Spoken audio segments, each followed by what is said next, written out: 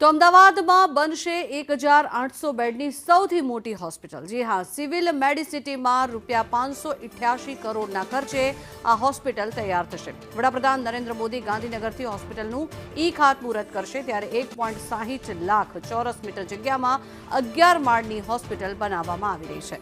Special category room અને isolation ward પણ બનાવવામાં આવશે, ત્યારે 1300 બેડ જનરલ અને 500 બેડ ચેપી રોગ માટેની પણ વ્યવસ્થા કરવામાં આવી રહી છે। લગભગ 300 જેટલા આઈસીયુ બેડ અને 60 જેટલા આઇસોલેશન વોર્ડનું પણ નિર્માણ કરાયું છે, ત્યારે 14 મોડ્યુલર ઓપરેશન સેન્ટર પણ તૈયાર કરવામાં આવશે। ઓટી, પેન્ડન્ટ લેમિનાર એર ફૂલોની પણ સુવિધા કરવામાં આવી છે, ત્યારે ઓટી લાઇટ કંટ્રોલ અને પેનલ સ્કબ એચ બોક્સની પણ સુવિધા હાથ ધરવામાં આવી રહી છે। ત્યારે સિવિલ હોસ્પિટલમાં સેન્ટ્રલ ડ્રગ સ્ટોર પણ બનાવવામાં આવશે।